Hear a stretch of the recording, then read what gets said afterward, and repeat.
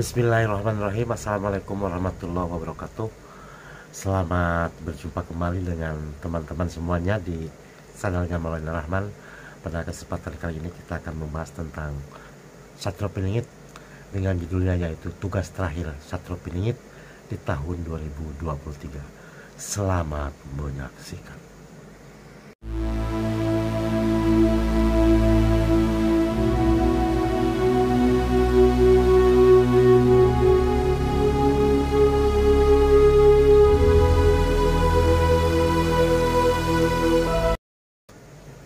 Assalamualaikum warahmatullahi wabarakatuh. Saudaraku, pada YouTube sebelumnya kami menyampaikan bahwa tugas seorang Satrio Piningit itu di tahun 2023 yaitu ada dua. Yang pertama adalah menyelamatkan keturunannya, baik itu dari bencana, kemudian dari kesehatan, dari wabah, penyakit dan sebagainya. Kemudian yang kedua adalah tugasnya yaitu memakmurkan keluarganya dan di wilayahnya. Seorang Satrio Piningit, ada dua kemungkinan bahwa seorang Satrio Piningit itu akan terlihat dengan jelas itu di pertengahan tahun 2023 atau di akhir 23. Di akhir mungkin di Desember nanti akan kelihatan siapa sesungguhnya seorang Satrio Piningit, yang kemungkinan besar dialah yang akan menjadi seorang Ratu Adil, karena sesungguhnya Ratu Adil itu sudah ada di alam biometafisika. Metafisika. Ada beberapa kemungkinan apakah dia akan menggunakan yang disebut sebuah ilmu teleportasi total, ataukah dia akan menggunakan secara lahiriah. Jadi ada dua kemampuan seorang Satrio Piningit untuk mencari kekayaan. Yang pertama, dia minta bantuan kepada sahabatnya, bangsa jin, bangsa din, bangsa tin, atau juga dengan korin dirinya atau korin leluhurnya untuk mengambil harta kekayaan yang kita tidak tahu dari mana asalnya. Yang jelas itu adalah merupakan ilmu yang tertinggi, teleportasi total, memindahkan barang dari satu tempat ke tempat yang lain dengan tidak melewati jarak dan waktu. Hanya persekian detik akan memindahkan sebuah barang kepada seorang Satrio Piningit. Apakah itu yang akan digunakan? Kemudian yang kedua adalah secara lahiriah, apakah dia seorang pengusaha yang terkenal, ataukah dia mempunyai perusahaan tertentu yang memang sangat menggiurkan, kemudian juga menjadi terkenal di Nusantara atau di Indonesia sekarang. Itu ada dua kemungkinan. Kita tidak bisa berandai-andai memastikan bahwa kekayaan itu akan muncul dari sisi lahiriah atau sisi batiniah. Itu yang sulit kita prediksi setelah beliau dinobatkan menjadi seorang Ratu Adil dalam biometafisika. Sangat sulit untuk menembus ke arah sana. Tapi kalau menurut pendapat kami bahwa ada dua-duanya akan dipergunakan, yaitu teleportasi total akan digunakan, kemudian lahiriah akan digunakan. Artinya seperti berusaha, mungkin ya seperti kita berjualan, berdagang, tapi mungkin tingkat nasional atau internasional, atau mungkin juga dia, kalau dia keturunan Raja Majapahit itu Panjang Singosari, dia mampu mengolah tanah menjadi emas, atau dia kembali membuka harta yang memang dulu disimpan oleh raja-raja terdahulu. Tapi jenisnya bukan harta amanah, memang disimpan, ada yang disimpan untuk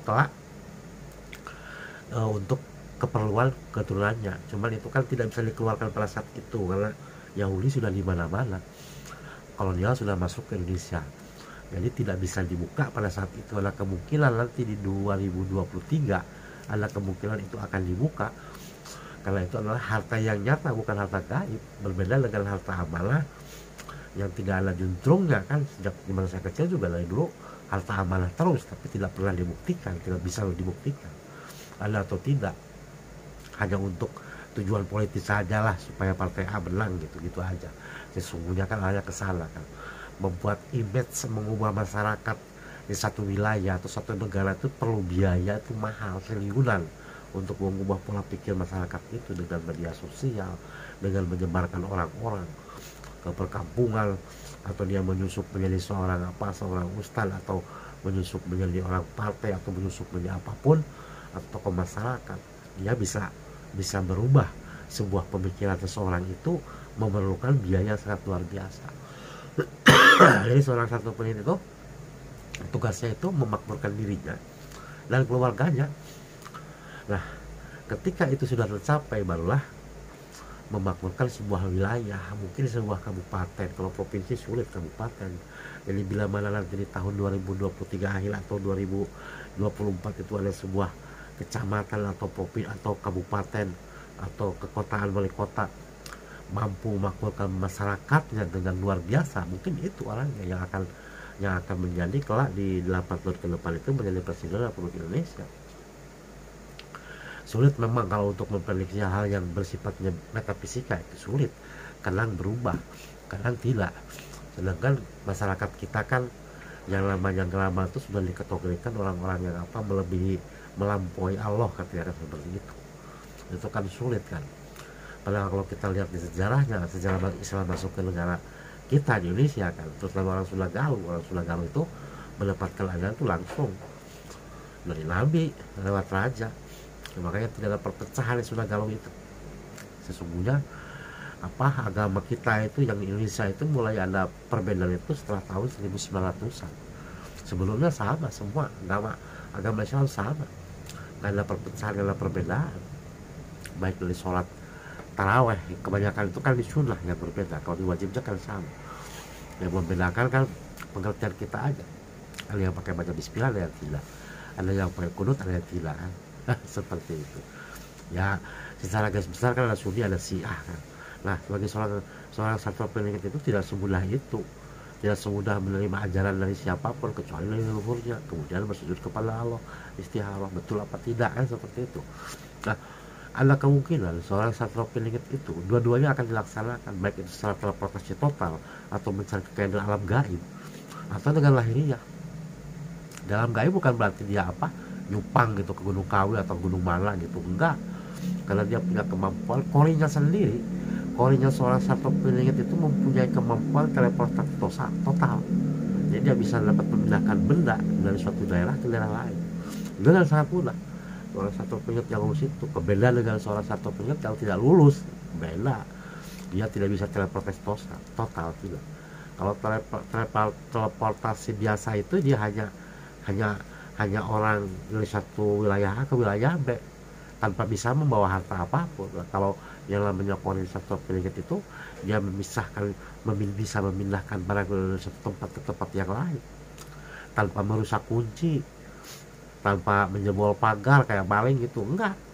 Yang namanya teleportasi total itu ya korinya bisa dapat memindahkan uang misalnya dari bank A ke rumahnya gitu kan dengan mudah itu. Seorang satu itu dengan mudah memindahkan uang. Sedangkan dia memindahkan orang kan sudah bisa, memindahkan benda-benda yang ukurannya berat sudah bisa. Itulah kemampuan seorang satu peneliti itu yang kemungkinan nanti di 2023 itu akan terlihat. Ada kemungkinan di pertengahan tahun 2023 atau di akhir tahun 2023. Dan beliau itu belum bermain politik, nggak kayak kita. Satu peneliti itu belum bermain politik. Dia sendiri kalau seorang satu peneliti satu adil yang namanya akan menjadi seorang presiden misalnya, dia merebut kekuasaan, dia sudah punya pasukan, sudah punya keuangan lengkap, sudah punya power benar-benar luar biasa. Dia akan merebut kekuasaan bukan hanya di Indonesia, karena sesungguhnya di negara lain pun akan sama. Malaysia aja lihat ke depan, Brunei Darussalam sama, Thailand pun sama, akan merebut kekuasaan. Tapi kalau Singapura enggak, tapi mungkin akan diserbu lah kalau Singapura. Mungkin akan diserbu lah. Kalau Malaysia kayaknya akan kembali nanti kan. Nah, seperti itu dah saudaraku. Jadi tugas yang terakhir di tahun 2023 bagi seorang satu peneliti adalah memakmurkan dirinya, keluarganya, dan kaumnya di wilayahnya satu peneliti. Nah saudaraku, terima kasih yang sudah subscribe. Wassalamualaikum warahmatullahi wabarakatuh.